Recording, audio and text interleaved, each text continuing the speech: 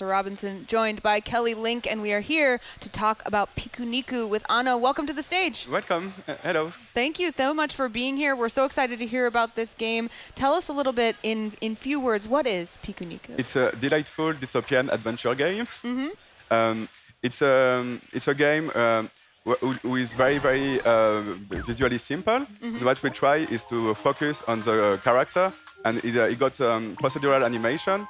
That's why it look how it looked, like with this leg who are a little bit wobbly, and Yeah. it look pretty. We try to make it as cute as we can. But also in the game we got a story, and the story is not as cute like how it started at the beginning, but it will be a surprise for the player. I really feel like delightful is the perfect way to Yeah. describe this. It's so light. It's so. It seems so friendly.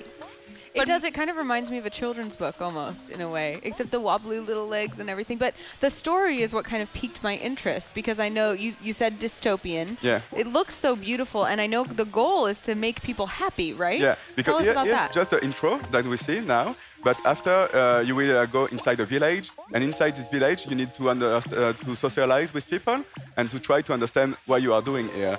All this is through. He's in the tree. Yeah, it's the first body you see. And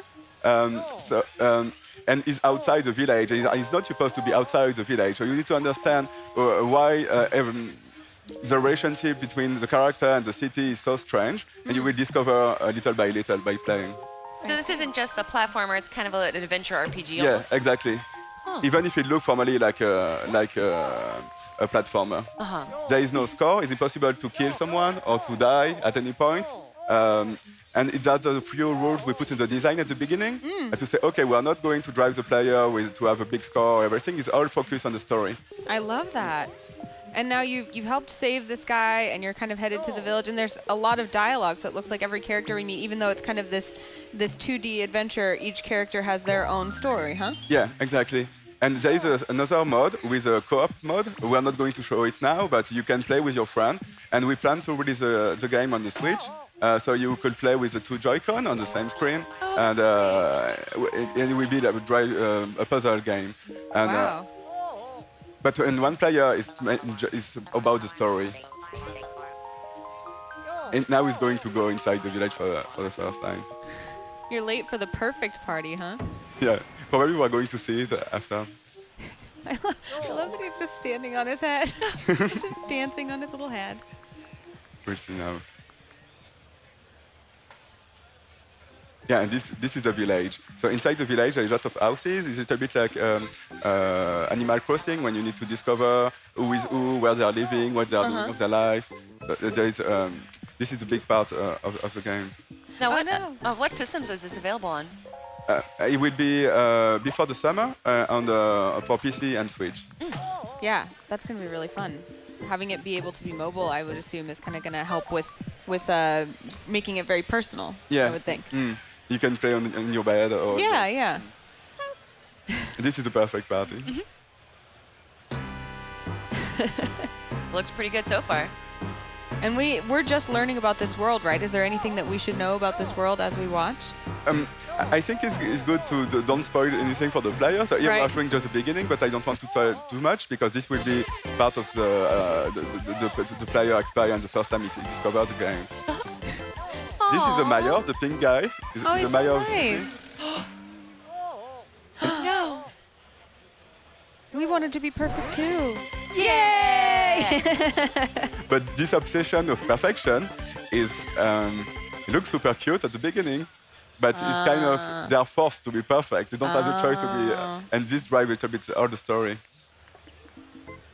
And what's are we Pikuniku? Is that who we are? Is that our name, or what's our name? You are Pikuniku, means picnic in Japanese. Oh. You are Piku. The hero is called Piku, the red guy. And when you play in co-op, the other guy is called Niku. Oh, great. And what are these little creatures on the bottom? It seems that they interact a lot. The insects we see at the beginning. Yes. It's to also to make the world more alive. You can discover there is a lot of small surprise in the game everywhere. Even if you look, you will not see it before when you play like that, you don't discover it, but you can observe small space and have this kind of surprise. But it don't make it's not core in the game. It's more to delight the player. Tell us a little bit about the mechanics, because we're seeing kind of this zipline mechanic. We've seen jumping and rolling. Tell us what this game has to offer as a platformer that might be unique. I think there is also the hook. You can use your leg to swing. You can roll with your body. You can retract your legs. But what is really unique, I think, is the fact, as I said at the beginning, you don't have score and you don't. It's possible to kill or to die, and this make then a lot of the gameplay after, when you are not socializing, is about puzzle solving, and it's also about solving. In terms of the story, there is kind of branching, so you need to make the right decision at the right moment to move on. Wow, you even have like talk options, like for different dialogue. Yeah. Huh. I keep thinking this is just going to be a linear platformer, and it's not. No, the main story is kind of linear, but after there is two big branching that I'm not going to reveal now, in function of how you socialize and how you interact with people. I notice you do a lot of kicking of people. Yeah. Why is that? Is that a thing that's allowed or just for fun? Sometimes it can be for fun. It can also make sense sometimes because it can change how the perception they will have of you. Ah. And now he's get angry. Now he's going to kick you back. Exactly. And he will follow you. And, yeah. So each character really is pretty robust. We see a lot of these shops and places. How do you interact with those? When you just start, because you can't really, it will unfold with the story. So you can go inside each building, but at some point in the story it will be useful. Like there is a party at some point, you need a hat to be able to go inside it, because it's VIP party. So, but to be able to have the hat, you need to find the money to buy it, and this kind of thing. It's like a micro economy inside the game. I like all the ominous cameras that you see popping out around houses, kind of spying on you a little bit. That does give an ominous overtone. And what inspired this idea to do this kind of dystopian world and to create it in this style? Tell us a little bit about the inception of the idea. I think we are really influenced with Adventure Time, for example, Gravity Fall, all this universe, not about just video games, but also about all this universe we got around video game culture. Right. And also this thing of dystopian is to make a big contrast with the aesthetic. Like some people say, oh, it's a flash game done in 2 weeks, but it looks very, very simple. But I think we try to put a lot of depth in each detail and to offer something else than what already exists to the player. And it looks like you just went to another kind of party. And where are we now? Kind of like a speakeasy almost. Yeah. This is an underground party because there is some people who hide. They don't have the right to listen to music because the mayor say no. There are lots of things who are forbidden for them. So you will discover while playing, because the mayor is kind of fascist. Oh. So you as a player, you need to try to change this in the world. So to make all the villagers happy, you need to solve the problems. And one of the problems is the mayor. And we see is this crazy guy. So does the game mainly take place around this central hub of a town, or is there more towns that we can explore? No, the town is a hub, so you will go a lot outside the village. Most of the game is outside the village. Okay. There is the next level is a desert, and there is a mine. Do you ever go to a new village though, or is this always the main focus? There is another village. Okay. But we're not going to show it. Of course.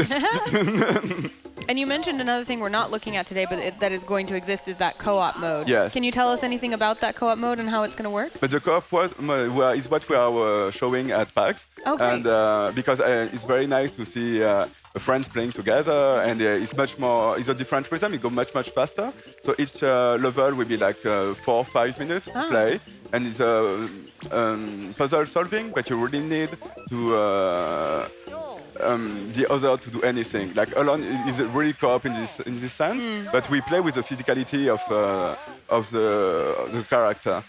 is all physics-based, all the puzzle, and there is never just one solution to solve them, but maybe 4 or 5 solutions. Oh, that's fun. And here I'm so surprised to see the way the people play to the game. It's really, really nice. Yeah. Interesting. That's really fun. Instead of trying to find just the one right way, you're finding one of many right ways to solve a problem. Oh, that's just like real life.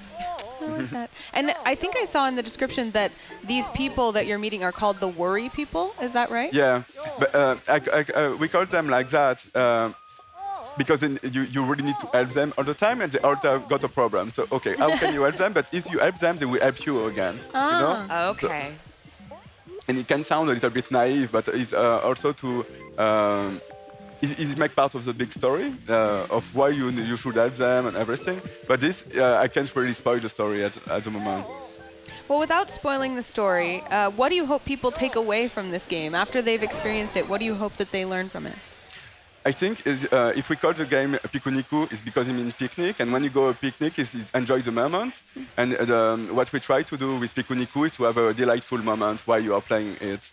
Oh, and cool. That's the only ambition we got for this game. Great. Well, how soon can we have that delightful moment? When's the game coming out? I think before next summer it will be. Yeah. Great. And where can people follow along and get more information about it? On pikuniku.net or on Twitter on Pikuniku Games, at Pikuniku Games. Great. Well, thank you so much for your time. Thank you. Guys, Thank you. don't go anywhere because we're going to be right back.